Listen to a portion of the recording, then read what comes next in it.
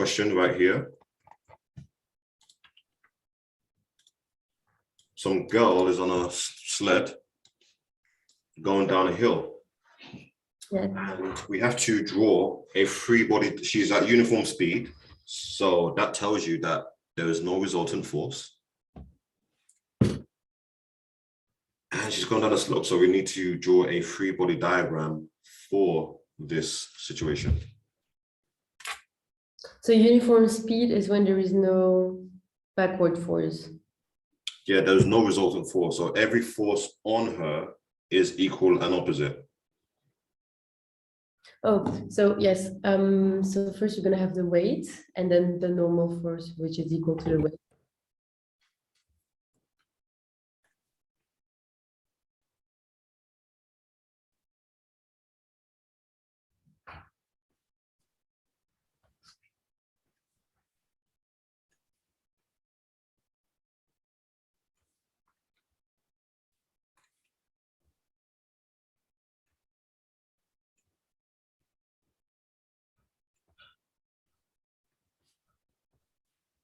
So mg cos.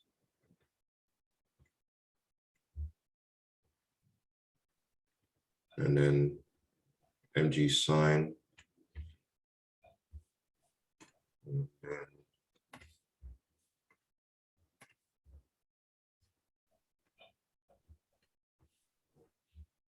And then we're gonna have the forward force, which is equal to the backward and force backward.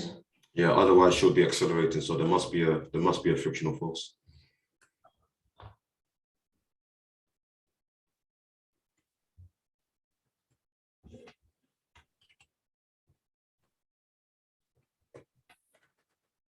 Okay, so the second part B asks, after leaving the snow slope, the girl on the sledge moves over a horizontal region of snow. Explain with reference to the physical origin of the forces why the vertical forces of the girl must be in equilibrium as she moves over the horizontal region. Mm. This is a simple question that's just because of the way you answer this question is simple compared to the way they ask it. It's a very silly way that they're asking it. You just have to see it's in equilibrium because if R is higher, then she will start. Yeah. If the weight was bigger, then she would fall into the floor and not get like stand.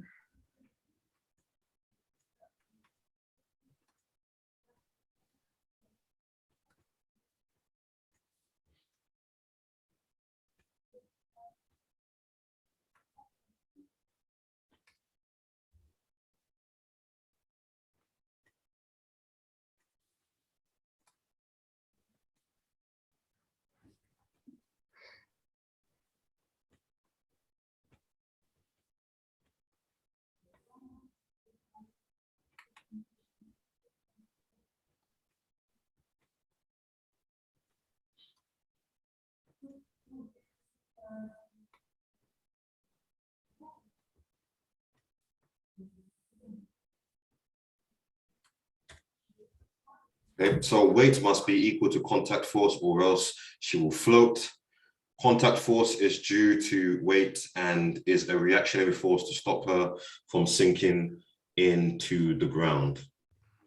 And just for added measure, no vertical acceleration, so no resultant vertical force.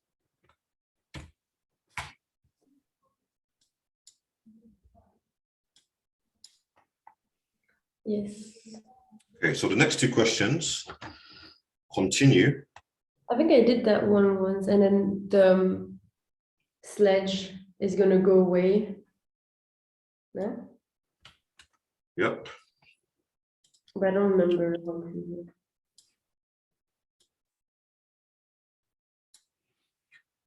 So when the sledge goes away, or doesn't go away, it just departs from the girl. Now we have to measure some certain speeds. So the girl has no horizontal velocity after the jump. Wait, what? When the sledge is moving on the horizontal region of the snow, the girl jumps off the sledge. The girl has no horizontal velocity after the jump. Okay. The velocity of the sledge immediately after the girl jumps off is that. The mass of the girl is that, blah, blah, blah. Calculate the speed of the sledge immediately before the girl jumps from it. So what very important physical law should we bring to bear here? Is it now momentum? Conservation of momentum.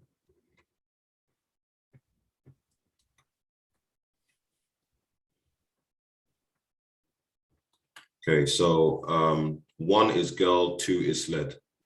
So M1, U1 equal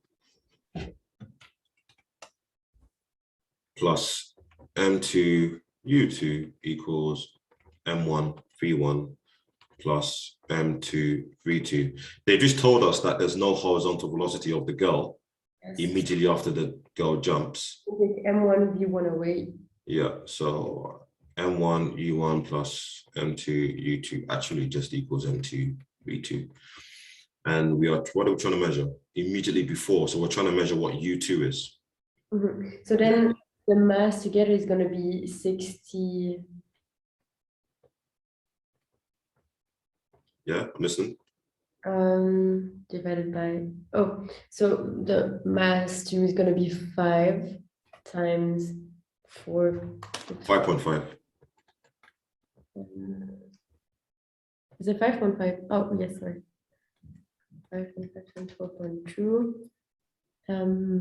minus M1 55. I made a mistake. Yes, because Yeah, they're together, yeah.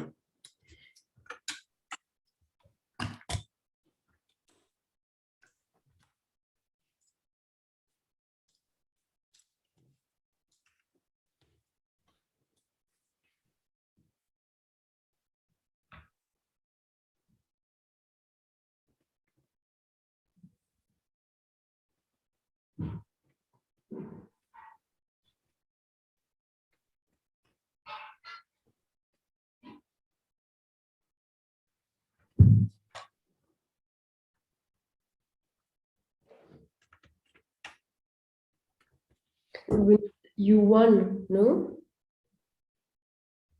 Isn't 1 the girl? We need the velocity of. Yeah, U2. So I put my U2 on the left side.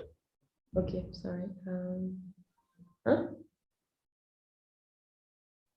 Why is it U instead of V? No. I mean, I'm just because this is what happened. Wait, what are we trying to find? Immediately before. Oh, sorry. I've sorry. Because of this whole mass stuck together thing. Okay, so we have V, so we are trying to find this U. Okay, so it's M1 plus M2, and then U. It's velocity, yes, equal. Yes, now I can understand 5.5.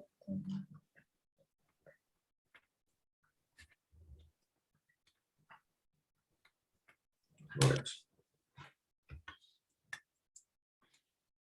It's U equals 5.5 times 4.2 divided by 60.5.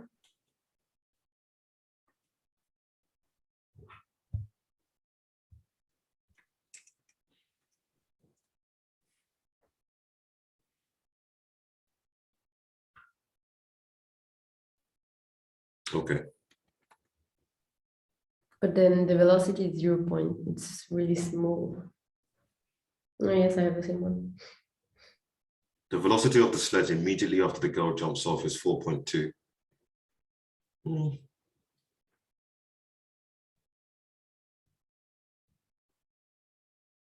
Because this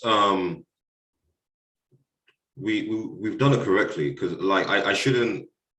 Yes, I wrote it like that to first of all bring up the conservation of momentum, but in the next line, we should have immediately done the two masses together. So big M multiplied by U equals M2 V2, Yes. and which is essentially what we've done down below. And if we have rearranged that properly, so if that's the number that comes out, that's the number that comes out. Mm-hmm. The girl chooses to jump so that she lands on loose packed snow rather than frozen ice. Outline why she chooses to land on the snow. So why does she land on snow instead of ice?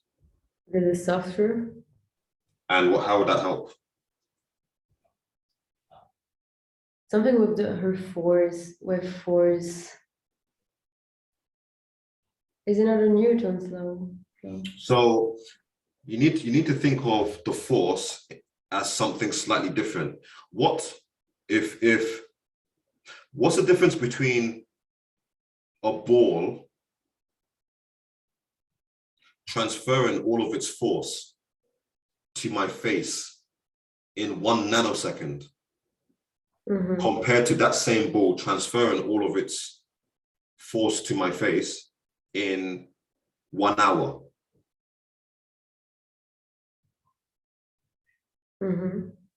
What's the difference?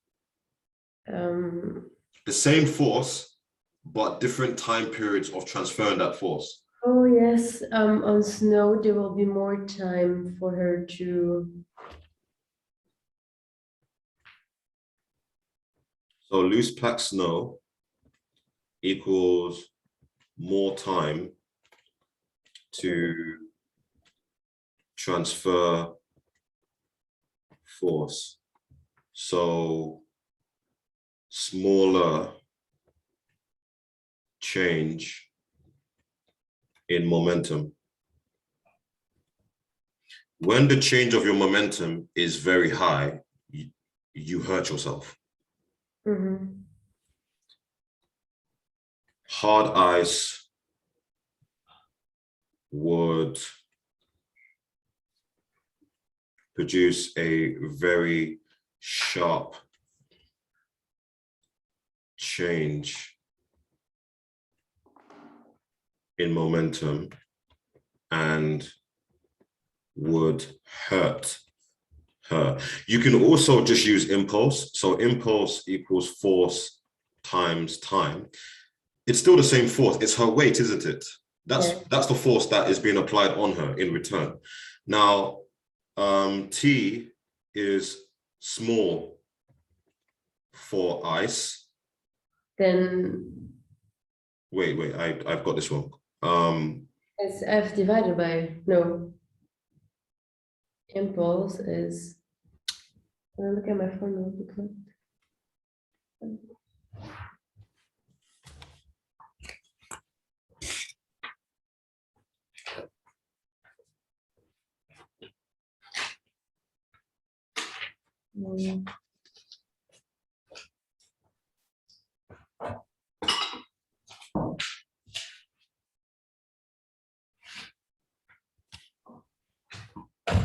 I can't find my formula booklet.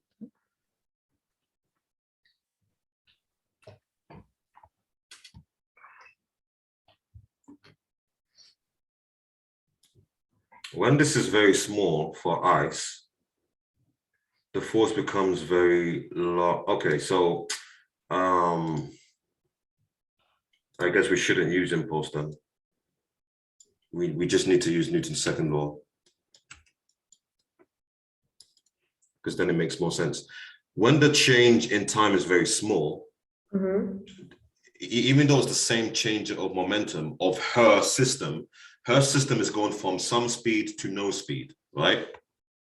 So it's the same change. Sorry. Yes, I understand. It's just because her weight is not going to change. So yeah.